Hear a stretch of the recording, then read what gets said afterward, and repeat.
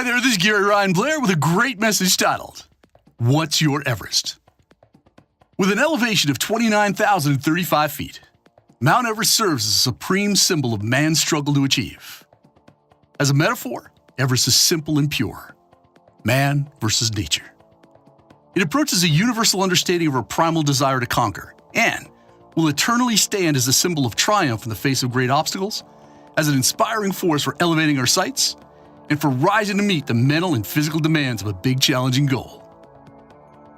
And for the purposes of this message, we're going to focus in on the word elevate, and by the time we're done, I hope to convict you with the belief that you can, that you will, and you must aim higher, and that it's your right and your responsibility to shoot for the moon, and most importantly, that it is your destiny to conquer your own personal Everest. So let's begin with a brilliant quote by Henry David Thoreau, who said, "I know of no more encouraging fact than the unquestionable ability of man to elevate his life by conscious endeavor." So what exactly does it mean to elevate your life? Elevate is a transitive verb which means to exalt, to lift up and to improve morally, intellectually, physically, relationally, financially, culturally, you name it. And in the spirit of making this a message that will catapult your life and your overall performance to another orbit, I offer the following game plan which you can implement to pursue and to ultimately achieve your own personal Everest. Point number 1 is to elevate your vision. So you must come to the understanding you'll never be greater than the vision that guides you. And in the same way that no astronaut ever walked on the moon without going first there in their mind, not one climber made it to the summit of Everest without an inspiring mental picture. Sir Edmund Hillary and Sherpa Tenzing Norgay reached the 29,035-foot summit of Everest on May 29, 1953, thus becoming the first people to stand atop the mountain. See, a compelling vision of their performance inevitably guided and inspired all the years of hard work. And the same exact principle applies to you, to your past, to your current, and all your future achievements. Your vision is not just a picture of what you could be, do, or even have. It's an appeal to elevate yourself. It's a call to become something more, something better, and much greater. It's a challenge to go to a place mentally where you've never been before. And due to its elevated position in the sky, if you were standing on the very summit of Mount Everest, your vision on the horizon would surpass an astonishing 208 miles. Now that's the kind of vision that you want to experience.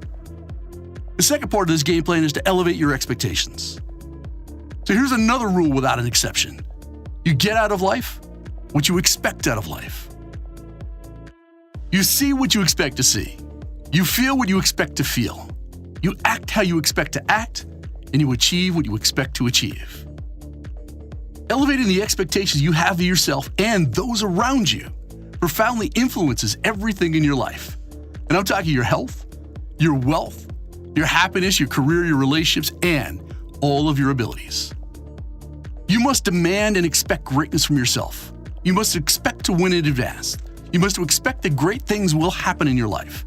And then you've got to work hard and pay the necessary price in order to make them happen. The youngest person to climb Everest was 13-year-old Jordan Romero from the United States, who reached the summit on May 22, 2010. And the oldest was an 80-year-old gentleman from Japan who reached it on May 23, 2013. What that means to you is that it's never too late or early to dream big, to elevate your expectations, and to conquer your own personal Everest.